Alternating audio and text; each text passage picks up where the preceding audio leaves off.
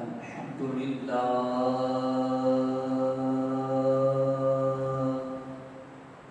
الحمد لله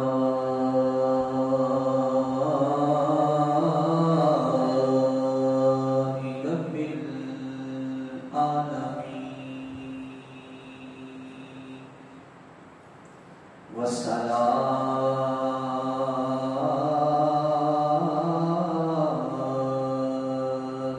والسلام على سيد الأنبياء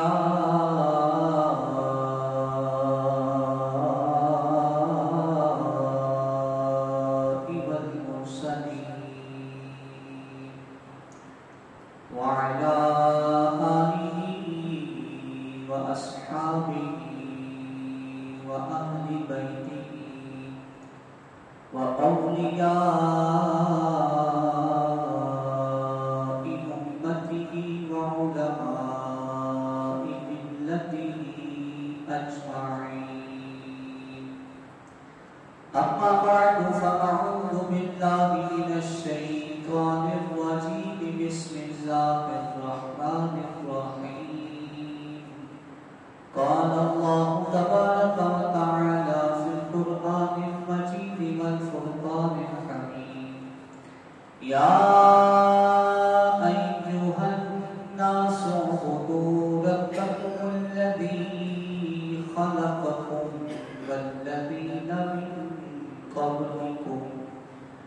والذين من قبلكم لعلكم تتقون.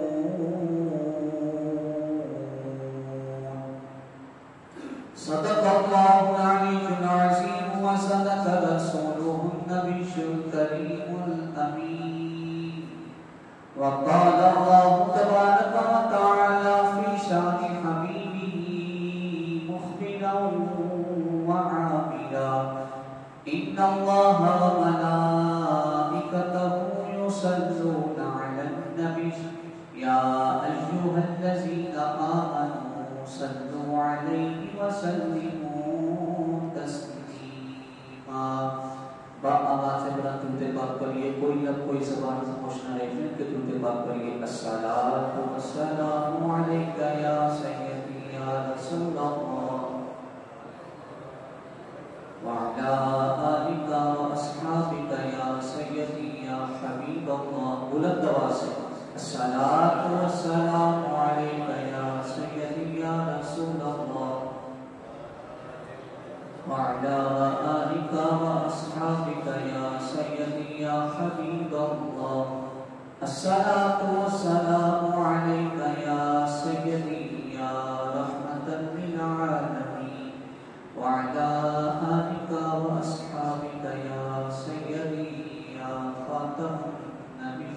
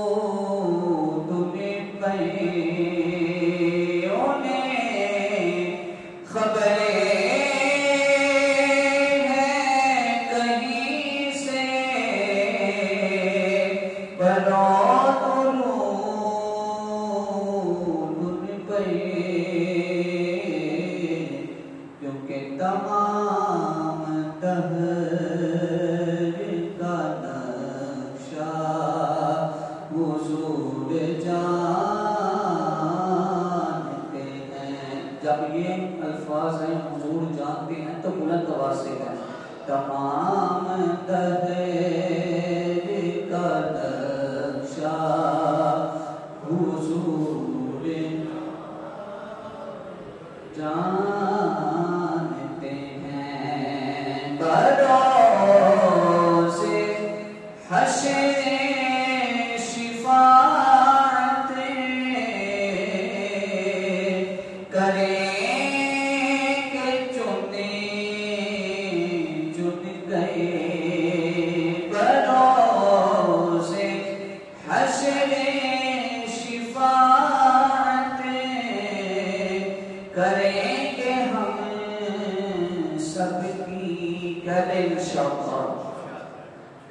بروز حشر شفاعت کریں گے ہم سب کی کیونکہ ہر کے غلام کا چہرہ حضور جانتے ہیں ہر کے غلام کا چہرہ حضور جانتے ہیں جو ہو چکا ہے جو ہوگا حضور جانتے ہیں نعرہ تکبیر، نعرہ رسالت، نعرہ حیدری، عظمت و شان مصطفیٰ۔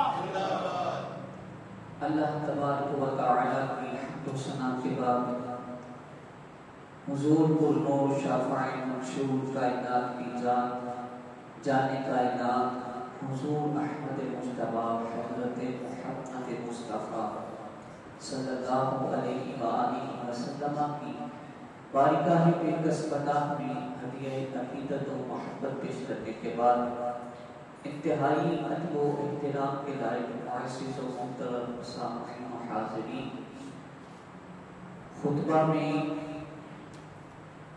آپ حضرات کے سامنے اللہ تبارک و تعالی کے پاک کلام قرآن مجید فرقان حمید کی سورہ البقرہ کی آیت نمبر 21 پڑھنے کا شرف حاصل کیا۔ آپ حضرات کو سماعت کا شرف حاصل ہوا۔ اس سے پہلے 20 آیات ہیں سورہ البقرہ کی، ان میں اللہ تبارک و تعالی نے 3 قسم کے انسانوں کا تذکرہ کیا۔ آیت نمبر 21 سے پہلے 20 آیات ہیں اور 20 آیات میں اللہ تبارک و تعالی نے انسان کی 3 قسموں کا تذکرہ کیا۔ وہ 3 قسمیں کون سی ہیں؟ پہلی قسم ہے متقیوں کی، کہ متقی پرہیزگار کون لوگ ہیں؟ وہ کہ جن کو اللہ بھی پسند کرتا ہے، اللہ کا محبوب بھی پسند کرتا ہے، اور اللہ تبارک و تعالی کی طرف سے ان کو کامیابی حاصل ہے۔ یہ انسانوں کی پہلی قسم کا تذکرہ ہوتا ہے سورہ البقرہ۔ دوسری قسم کے انسان وہ ہیں کہ جو کافر ہیں، کہ جو حق کا انکار کرنے والے ہیں، جو حق کو جھٹلانے والے ہیں۔ اللہ تبارک و تعالی نے ان کے متعلق ارشاد فرمایا ان کے کانوں پر پڑتا ہے، ان کی آنکھوں پر پڑتا ہے اور ان کے دلوں پر مہر لگ چکی ہے، اور کل قیامت کے دن بھی اور اس دنیا میں بھی وہ عذاب عظیم کا شکار ہیں اور کل بھی عذاب عظیم کا شکار ہوں گے۔ یہ انسانوں کی دوسری قسم۔ تیسری قسم جو پہلی 20 آیات میں اللہ تبارک و تعالی نے انسانوں کی بیان کی ہے، وہ ہے منافقین کی۔ تیسری قسم انسانوں میں سے تیسری قسم کس کی ہے؟ منافقوں کی ہے۔ اب وہ منافق کون لوگ ہیں؟ اللہ تبارک و تعالی نے ان کے متعلق ارشاد فرمایا کہ یہ وہ خبیث لوگ ہیں کہ جو زبان سے کلمہ تو پڑھتے ہیں لیکن دل کے کالے ہیں، دل کے کافر ہیں۔ اللہ تبارک و تعالی نے ان کے متعلق یہ ارشاد فرمایا کہ کل قیامت والے دن میں رب ان کو دہتی ہوئی آگ میں ڈالوں گا، ایسی آگ میں ڈالوں گا کہ یہ موت کی تمنا کریں گے، لیکن میں رب ان کو موت وہاں پر نہیں دوں گا۔ تو میرے دوستوں، جب انسانوں کی ان تینوں قسموں کو ہم سنتے ہیں، سناتے ہیں، پڑھتے ہیں، تو یہ بات بالکل واضح ہو جاتی ہے کہ کوئی بھی انسانوں کی دوسری اور تیسری قسم کو پسند نہیں کرے گا۔ اگر کوئی پسند کرے گا تو پہلی قسم کو پسند کرے گا کہ میں بھی ایسے اعمال کروں کہ اللہ تبارک و تعالی مجھے بھی اپنے متقی پرہیزگار بندوں میں اٹھائے۔ ہر انسان یہ تمنا کرے گا کہ میں بھی متقی ہو جاؤں، پرہیزگار بن جاؤں، اللہ بھی مجھے پسند کرے، اللہ کا محبوب بھی مجھے پسند کرے، اور اللہ تبارک و تعالی مجھے کامیابی کے راستوں پر چلائے۔ میں بھی یہی چاہتا ہوں۔ ہر انسان کی یہ تمنا، آپ میں سے بھی ہر انسان کی یہ تمنا ہے، میری بھی یہ تمنا ہے کہ میں اللہ کا کامیاب بندہ کہلاؤں اور اللہ تبارک و تعالی مجھے کامیابی کے راستے پر چلائے بھی، اللہ کا بھی محبوب بن جاؤں، اللہ کے پیارے حبیب کا بھی محبوب بن جاؤں۔ تو میرے دوستو، اللہ تبارک و تعالی پھر 21 آیت نمبر میں سورہ البقرہ کی یہ ارشاد فرماتا ہے کہ متقی پرہیزگار اگر بننا ہے تو آؤ میں تمہیں بتاتا ہوں، تمہیں ایک ٹریک پہ چلاتا ہوں، تمہیں ایک راستہ بتا دیتا ہوں کہ تم اس راستے پر چلو، تم مجھ تک پہنچ جاؤ گے، مجھ تک پہنچ جاؤ گے۔ مولا وہ راستہ کیا ہے؟ فرمایا یا ایھا الناس، اے لوگو۔ اس آیت کریمہ کی ابتدا اللہ تبارک و تعالی نے لفظ ناس سے کی۔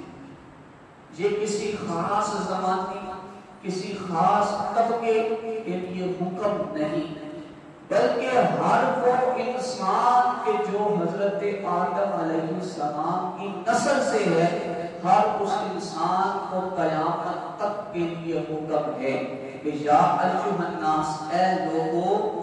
حکم کیا ملا؟ اعبدوا، عبادت کرو، عبادت کرو۔ اب یہاں پہ مفتی احمد یار خان نعیمی رحمت اللہ تعالی علیہ آپ فرماتے ہیں کہ لفظ اعبدوا، عبادت کرو، اس کے معنی ذرا وسیع کرنا پڑے گی۔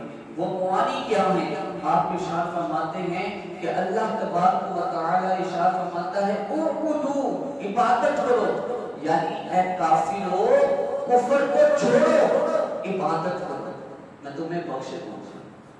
اے منافقو اپنی منافقت سے باز آ جاؤ، تم زبان سے جو اقرار کرتے ہو دل سے اس چیز کی تصدیق کرو، عبادت کرو، میں تمہیں بھی بخش دوں گا۔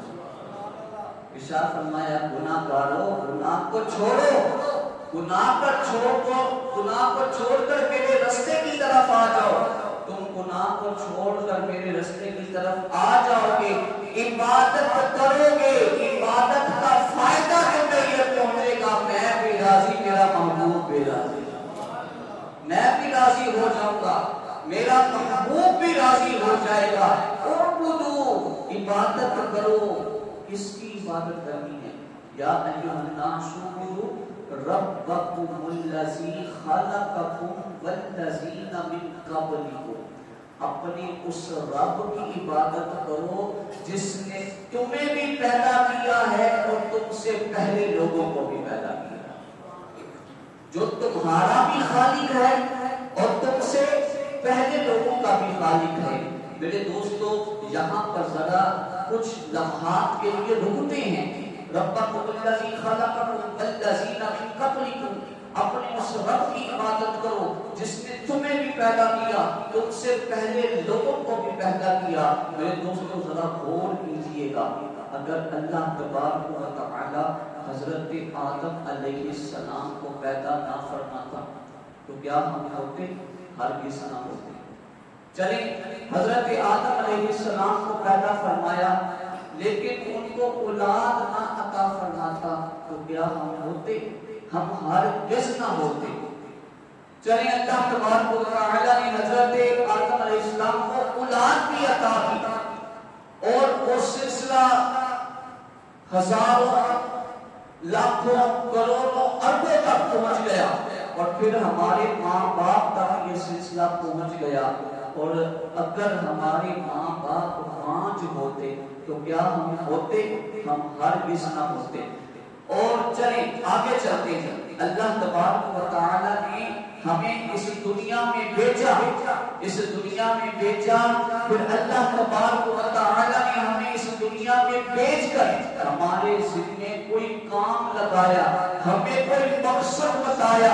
وہ مقصد کیا ہے؟ فرمایا وہ مقصد یہی ہے کہ اس زمین پر تم عیاشیوں کے لیے نہیں آئے، اس زمین پر تم کاروبار کرنے کے لیے نہیں آئے، اس زمین پر تم صرف حقوق العباد ادا کرنے کے لیے نہیں آئے، بلکہ تمہاری تخلیق کا مقصد ہی یہی ہے کہ تم اپنے اس رب کی عبادت کرو جو تمہارا خالق بھی ہے اور تمہارا مالک بھی ہے، جو تمہارا خالق بھی ہے اور تمہارا مالک بھی ہے۔ اب اللہ تبارک و تعالی نے یہاں پر یہ ارشاد فرما دیا، ربکم الذی خلقکم والذین من قبلکم، کہ اپنے اس رب کی عبادت کرو جس نے تمہیں بھی پیدا کیا، تم سے پہلے لوگوں کو بھی پیدا کیا۔ یا مولا ہم تیری عبادت کریں گے، ہم تیرے آگے سر مسجود ہوں گے، اپنی جبینوں کو جھکائیں گے، سجدوں میں رکھیں گے۔ مولا یہ تو بتا کہ جب ہم تیری عبادت کریں گے ہمیں ملے گا کیا؟ اللہ تعالیٰ ارشاد فرماتا ہے تم اپنی جبینوں کو زمین پہ لگاؤ گے، لعلکم تتقون، میں تمہیں متقی پرہیزگار بناؤں گا۔ فائدہ یہ ہے عبادت کا، عبادت کے فائدے یہ ہیں، انسان یہاں اپنی جبین نیاز زمین پر رکھتا ہے اور کہتا ہے سبحان ربی الاعلی، مولا دیکھ میں اپنے گھٹنے بھی، اپنے ہاتھ بھی، اپنا سر بھی، حتیٰ کہ اپنی پیشانی بھی زمین پر لگا کر تیری ہی حمد بیان کر رہا ہوں اور یہ کہہ رہا ہوں سبحان ربی الاعلی، مولا میں کچھ نہیں، تیری ذات پاک ہے، تیری ذات اعلیٰ ہے۔ جب انسان اس طریقے سے اللہ کی عبادت کرتا ہے اور اللہ تبارک و تعالی اپنے بندے کو اپنے آگے سر پر اس طرح دیکھتا ہے تو پھر خالق کائنات اپنے اس بندے کے گناہوں کی بخشش و مغفرت بھی فرما دیتا ہے، متقی پرہیزگار بھی بنا دیتا ہے، متقی پرہیزگار بھی بنا دیتا ہے۔ میرے دوستو ابھی یہاں پر ایک سوال پیدا ہوتا ہے، کچھ نادان قسم کے لوگ ہیں، وہ کہتے ہیں کہ کہاں اللہ، یہ جو دنیا ہے یہ نیچر کا نتیجہ ہے، یہ نیچر ہے کہ انسان خود بخود اس دنیا میں آیا اور بچہ ایک پروسیس سے گزرتا ہے، پیدا ہوتا ہے، بڑا ہو جاتا ہے، پھر جب اس کے اعضائے جسمانی کام کرنا چھوڑ دیتے ہیں تو وہ مر جاتا ہے۔ ان نادانوں سے ایک سوال ہے، وہ سوال یہ ہے کہ وہ بچہ جو انسان کے ہاں پیدا ہوا وہ کسی جانور کے ہاں پیدا نہیں ہوا، اور وہ بچہ جو کسی جانور کے پیٹ سے پیدا ہوا وہ کسی انسان کے ہاں، یا وہ کوئی انسانی بچہ کیوں نہیں پیدا ہوا؟ تو اس سے ایک بات بالکل واضح ہو جاتی ہے کہ کوئی تو ہے کہ جو فیصلے فرما رہا ہے، کوئی تو ہے جو فیصلے فرما رہا ہے کہ کس کو کیا عطا کیا جائے اور کس کو کیا عطا نہ کیا جائے۔ اللہ تبارک و تعالیٰ کی اس قدرت کو تو کافر بھی مان گئے تھے، کافر بھی مان گئے تھے، وہ بھی کہنے پر مجبور ہو گئے۔ سورہ یونس آیت نمبر 31 میں اللہ تبارک و تعالیٰ ارشاد فرماتا ہے قُلْ مَن يَرْزُقُكُم مِّنَ السَّمَاءِ وَالْأَرْضِ، تم فرماؤ تمہیں کون روزی دیتا ہے آسمان اور زمین سے، اَمَّن يَمْلِكُ السَّمْعَ وَالْأَبْصَارَ، یا کون مالک ہے تمہارے کانوں کا اور تمہاری آنکھوں کا، وَمَن يُخْرِجُ الْحَيَّ مِنَ الْمَيِّتِ، اور کون نکالتا ہے زندہ کو مردے سے، وَيُخْرِجُ الْمَيِّتَ مِنَ الْحَيِّ، اور کون ہے جو مردہ کو زندہ سے نکالتا ہے اور کون مردہ کو زندہ کرتا ہے، وَمَن يُدَبِّرُ الْأَمْرَ، اور کون تمام کاموں کی تدبیر کرتا ہے، فَسَيَقُولُونَ اللَّهُ، تو اب کہیں گے کہ اللہ ہی ہے کہ جو یہ سارے کام کرتا ہے۔ اس بات کو تو کافر بھی مان گئے کہ رازق بھی اللہ، خالق بھی اللہ اور فیصلے کرنے والا بھی اللہ، اس بات کو تو کافر بھی مان گئے۔ تو ایک مسلمان ہونے کے ناطے ہمارا یہ فرض بنتا ہے کہ ہم اللہ تبارک و تعالیٰ کی عبادت کریں، ان آیات پہ اپنا ایمان مضبوط کریں۔ یا ایھا الناس اعبدوا، ہمارے اس دنیا میں آنے کا مقصد ہے۔ اب مقصد کیا ہے کہ چاہے جنت ملے یا نہ ملے، ہم دوزخ میں پھینکے جائیں گے، لیکن ہم نے عبادت کرنی ہے، کیونکہ درخت اگر آم کا لگایا جاتا ہے تو وہ آم کا پھل ہی دیتا ہے، وہ کوئی اور پھل نہیں دیتا۔ مقصد جب درخت لگایا جاتا ہے آم کا تو مقصد کیا ہوتا ہے، یہ بڑا ہو کر کیا دے گا، پھل دے گا۔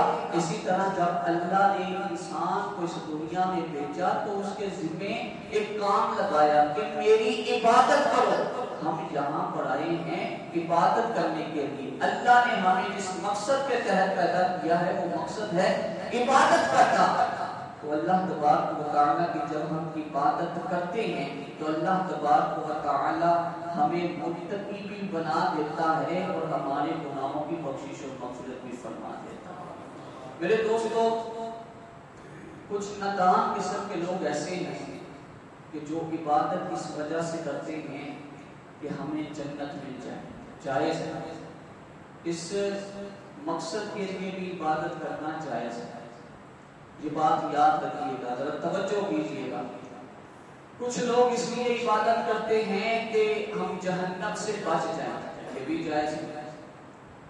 امام اہل سنت اعلیٰ حضرت عظیم البرکت مجدد دین و ملت الشاہ احمد رضا خان بریلوی رحمت اللہ تعالیٰ علیہ کے والد محترم جناب حضرت علامہ مولانا نقی علی خان صاحب رحمت اللہ تعالیٰ علیہ، آپ نے لکھا ہے عبادت کی 4 درجے ہیں۔ کتنے درجے ہیں؟ بلند آواز سے کہیں، عبادت کے کتنے درجے ہیں؟ 4 درجے ہیں۔ آپ فرماتے ہیں کہ پہلا درجہ یہ ہے کہ جنت کے حصول کے لیے عبادت کی جائے، یہ جائز ہے، ناجائز نہیں، لیکن یہ عبادت کا سب سے نچلا درجہ۔ پھر فرماتے ہیں کہ دوسرا درجہ ہے کہ جہنم سے بچنے کے لیے اللہ کی عبادت کرنا، یہ بھی جائز ہے، لیکن یہ بھی عبادت کا سب سے نچلا درجہ ہے۔ میرے دوستوں ساتھ ساتھ یاد کریں کہ پہلا درجہ کیا ہے کہ جنت حاصل کرنے کے لیے عبادت کرنا، یہ عبادت کا سب سے نچلا درجہ ہے جائز۔ دوسرا درجہ کیا ہے کہ جہنم سے بچنے کے لیے اللہ کی عبادت کرنا، یہ بھی جائز ہے، لیکن عبادت کا سب سے نچلا درجہ ہے۔ تیسرا درجہ ہے اللہ کی رضا حاصل کرنے کے لیے اللہ کی عبادت کرنا، یہ بھی جائز ہے، لیکن آپ فرماتے ہیں جو چوتھا درجہ ہے وہ سب سے اعلیٰ درجہ ہے، جو چوتھا درجہ ہے وہ سب سے اعلیٰ درجہ ہے۔ فرماتے ہیں کہ چوتھا درجہ یہ ہے کہ اللہ تعالیٰ کے دیدار کے لیے اللہ کی عبادت کرنا، یہ عبادت کرنے کا سب سے اونچا درجہ ہے، سب سے اونچے والا درجہ ہے، سب سے اعلیٰ درجہ ہے۔ تو فرمایا کہ جب تم عبادت کرو تو اس شوق سے کیا کرو کہ اللہ تبارک و تعالی کل قیامت کے دن مجھے اپنا دیدار نصیب فرمائے۔ فرماتے ہیں کہ نادانو، اللہ کا جب دیدار نصیب ہوگا جو پہلی تین قسمیں ہیں وہ تو ہوتی ہو جائیں گی۔ فرماتے ہیں کہ جب اللہ تو دیدار اس کو کروائے گا جس سے راضی ہوگا، ذرا سمجھو، اللہ دیدار اس کو کروائے گا جس سے وہ راضی ہوگا، اور جس سے راضی ہوگا اس کو جہنم سے بچائے گا، اور جس کو جہنم سے بچائے گا اس کو نعمتوں والی جنت میں داخل فرمائے گا، اس کو نعمتوں والی جنت میں داخل فرمائے گا۔ عبادت کے یہ فائدے ہیں، عبادت جب ہم کرتے ہیں تو یہ فائدے ہمیں نصیب ہوتے ہیں۔ حضرت رابعہ بصری رحمت اللہ تعالی علیہا دوسری صدی ہجری کی ایک بہت بڑی ولیہ گزری۔ آپ رات بھر اللہ کی عبادت کرتے تھے، اور جس مصلی پر عشاء کی نماز ادا کرتی اسی مصلی پر فجر کی نماز بھی ادا کرتی تھی، اسی مصلی فجر کی نماز بھی ادا کرتی تھی۔ آپ کے پاس نہ چند بزرگ آئے اور آ کر کہتے کیا ہے کہ رابعہ بصری ہمیں یہ بتا کہ عبادت ہے کیا ہے، عبادت کس کو کہتے ہیں؟ فرماتی ہیں کہ تم مجھے یہ بتاؤ کہ تم عبادت کیوں کرتے ہو؟ ایک بزرگ کہنے لگے کہ میں تو عبادت اللہ کی اس لیے کرتا ہوں کہ مجھے جنت مل جائے، میں جنت حاصل کر لوں۔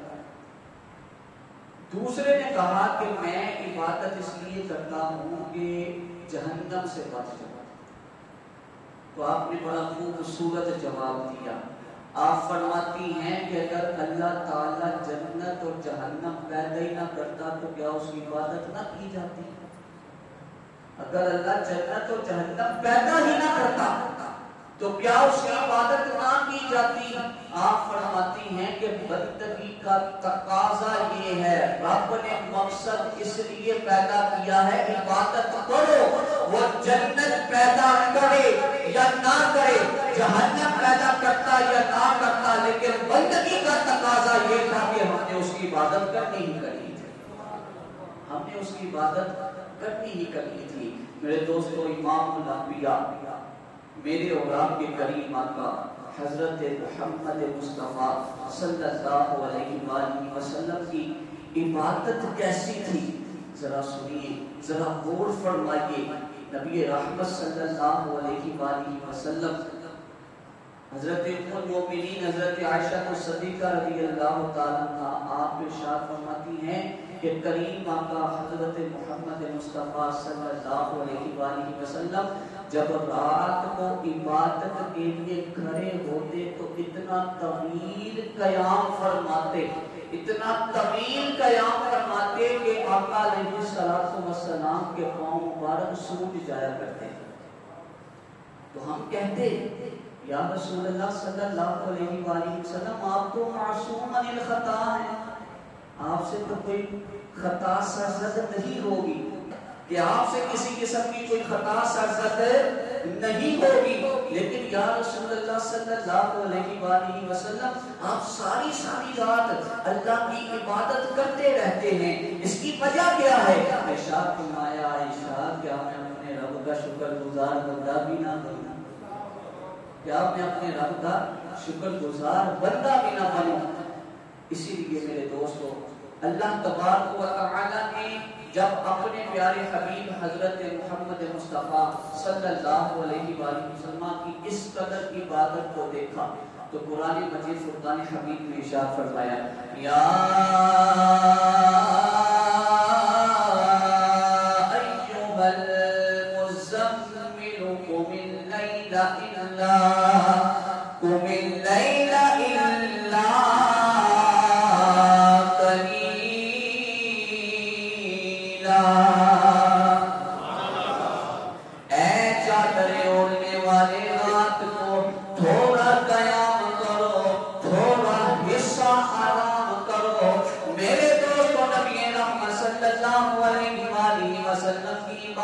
عالم کیا ہے؟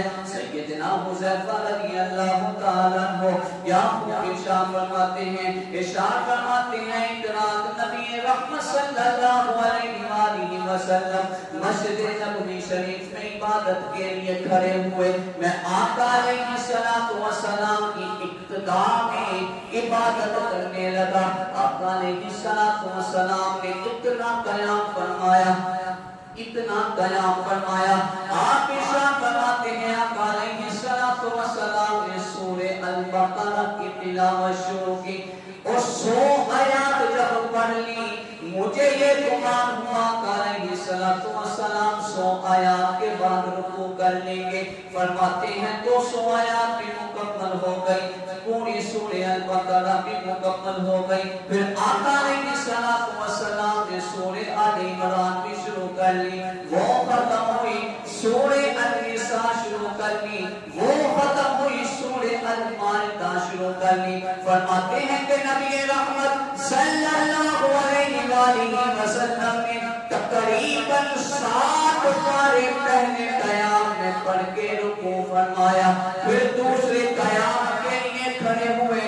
آقا علیہ السلام نے سورہ انعام کی تلاوت فرمائی. فرماتے ہیں کہ نبی رحمت صلی اللہ علیہ وآلہ وسلم نے جب عبادت کر کے یعنی 2 نفل ادا کر کے سلام پھیرا, آنکھوں میں آنسو تھے, ہاتھ اٹھ گئے اور فرمایا یا الہی میری امت.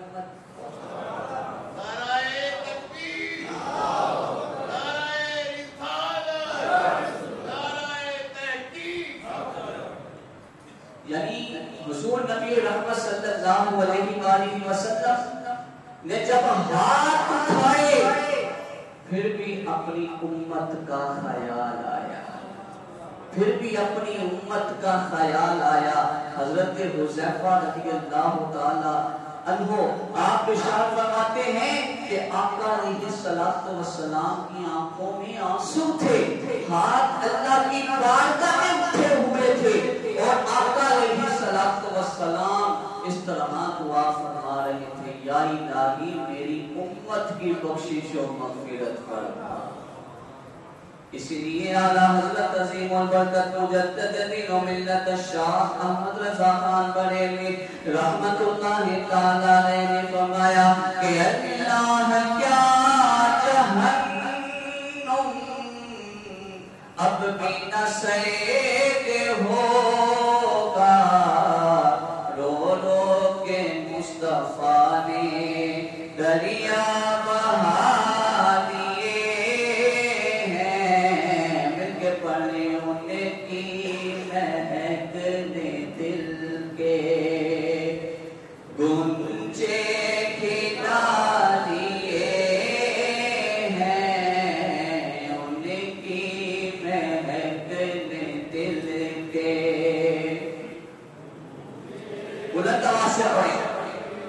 جب نبی رحمت صلی اللہ علیہ وآلہ وسلم کی تعریف و توصیف بیان کی جائے تو جھجک محسوس نہ کیا کرے, بلند آواز سے پڑھا کرے کہ ان کی مہک نے دل کے گنجے کھلا دیے ہیں, ان کی مہک نے دل کے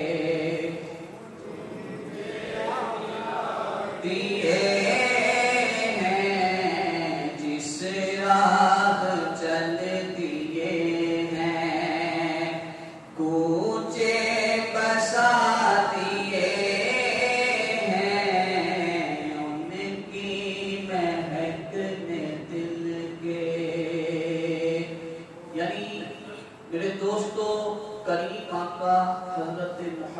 مصطفیٰ صلی اللہ علیہ وآلہ وسلم معصوم الخطا ہونے کے باوجود رات کو اللہ کی بارگاہ میں کھڑے ہوتے, کھڑے ہو کر اللہ کی بارگاہ میں عبادت کرتے, قیام کرتے, رکوع کرتے, سجود کرتے.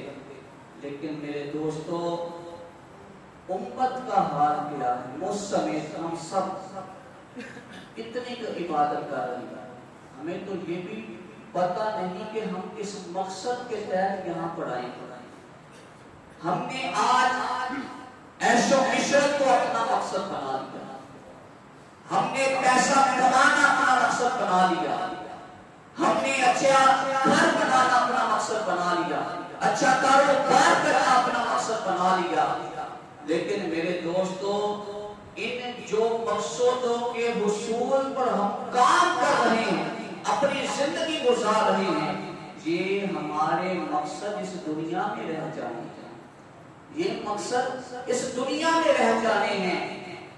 عمل وہ جو آگے کام آنا ہے، عمل وہ جو آگے کام آنا ہے. جس کا جتنا عمل پاکیزہ ہوگا اس کی قبر اتنی روشن ہوگی. قبر، کریم آقا صلی اللہ علیہ وآلہ وسلم نے ارشاد فرمایا آخرت کی منازل میں سے پہلی منزل قبر ہے. انسان جب قبر میں جائے تو روشنی لے کر جانا، عمل لے کر جانا. تیرا عمل ہی یہ ڈیسائیڈ کرے گا، اس چیز کا انتخاب کرے گا کہ تیری قبر جنت بنتی ہے کہ جہنم بنتی ہے. یہ میرے دوستوں ہم نے خود ڈیسائیڈ کرنا ہے، ہم نے اس چیز کا انتخاب خود کرنا ہے. آج اگر اللہ تبارک و تعالی نے مجھے، آپ کو، ہم سب کو سانسیں عطا کی ہیں تو میرے دوستوں ان سانسوں کو غنیمت جانے، ان سانسوں کو غنیمت جانے. یہ سانسیں دوبارہ نہیں ملتی. جناب امجد اقبال صاحب کے بھائی حاجی جوید اقبال صاحب اس دنیا فانی سے رخصت ہو گئے. ان کے بیٹوں کے پاس پیسہ بھی ہوگا، ان کے پاس بھی بڑا پیسہ ہے، تو کیا پیسہ خرچ کر کے یہ سانسیں خرید سکیں؟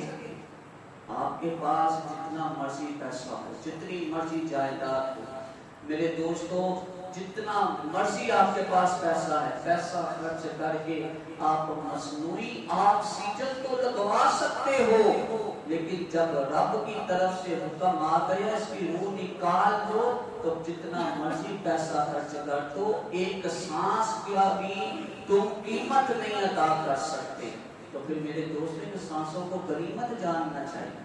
ہمیں یہ چاہیے کہ ہم اللہ کی عبادت کریں. جس مقصد کے لیے اللہ تبارک و تعالی نے ہمیں اس دنیا میں بھیجا ہے، اس مقصد کو حاصل کرنے کی کوشش کریں. نماز پڑھیں، روزے رکھیں، اگر اللہ تبارک و تعالی نے استطاعت دی ہے تو حج کریں، استطاعت دی ہے تو زکوٰۃ ادا کریں، صدقات و خیرات کرنے کو اپنا ایک شیوا بنائیں. نبی رحمت صلی اللہ علیہ وسلم کے کامل اسوہ حسنہ کو اپنائیں.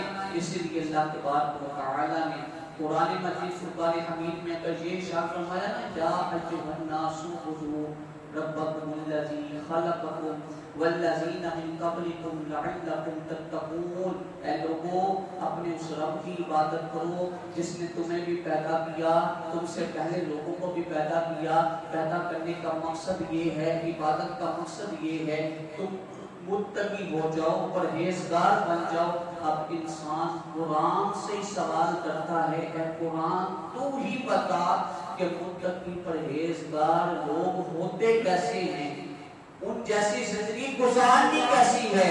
تو رب تعالیٰ سورہ احزاب میں ارشاد فرماتا ہے، لَقَدْ كَانَ لَكُمْ فِي رَسُولِ اللَّهِ أُسْوَةٌ حَسَنَةٌ. اگر متقی پرہیزگار لوگوں کی زندگی گزارنا چاہتے ہو، میرے محبوب کے کامل اسوہ حسنہ کو اپنا لو، میرے محبوب کی سیرت کو اپنا لو، میرے محبوب کی سیرت کے سانچے میں ڈھل جاؤ. ہوگا کیا؟ جب تم میرے محبوب کی سنت کو زندہ کرو گے، میرے محبوب کے نقش قدم پر چلو گے، میرے محبوب کی اطاعت کرو گے، میں رب ہو کر یہ اعلان کرتا ہوں تمہارے گناہوں کو یبدل اللہ سیئاتہم حسنات. میں رب ہو کر تمہارے تمام گناہوں کو نیکیوں میں تبدیل کر دوں گا، نیکیوں میں تبدیل کر دوں گا. میرے دوستو اللہ تبارک و تعالیٰ سے دعا ہے رب کائنات صحیح معنوں میں ہم سب کو عبادت کرنے کی توفیق عطا فرمائے. آج ہم نے یہ جانا عبادت کے فائدے کیا ہیں، اللہ تبارک و تعالیٰ ان چیزوں کو سن کر ہم سب کو اپنانے ان باتوں پر عمل کرنے کی توفیق عطا فرمائیں۔ اعلان سماعت فرمائیں انشاءاللہ العزیز نماز جمعہ کے فوراً بعد 2:30 پر جناب حاجی امجد اقبال صاحب کے بھائی اور نبیل عقیل اور عدیل کے والد بزرگوار جناب حاجی محمد جوید اقبال صاحب کے گل شریف کا ختم پاک ہماری اسی مرکزی جامع مسجد چودھری المعروف علامہ محمد یعقوب خان صاحب حاجی میں ہوگا۔ تو وہ ہمارے محلے دار بھی تھے اور ہمارے نمازی بھی تھے۔ ہمارا یہ حق بنتا ہے، ہم نمازیوں کا یہ حق بنتا ہے، ہم محلے داروں کا یہ حق بنتا ہے کہ ہم ان کی دعائیں مغفرت میں ضرور بیٹھیں، ان کے لیے دعائیں مغفرت کریں۔ آج آپ ان کے لیے دعائیں مغفرت کریں، میں یقین سے اتنی بات کہتا ہوں کل رب بھی کوئی ایسا پیدا کرے گا کہ آپ کے لیے بھی دعائیں مغفرت کوئی کرے گا۔ تو بقیہ نماز پڑھ کے یہیں پر ضرور تشریف رکھیے گا۔ اللہ تبارک و تعالی جناب حاجی محمد جوید اقبال صاحب کی کامل بخشش و مغفرت فرمائے۔ اللہ تبارک و تعالی کی قبر کی حشر کی منزلوں کو آسان فرمائے اور اللہ تبارک و تعالی کو اپنے جوار رحمت میں جگہ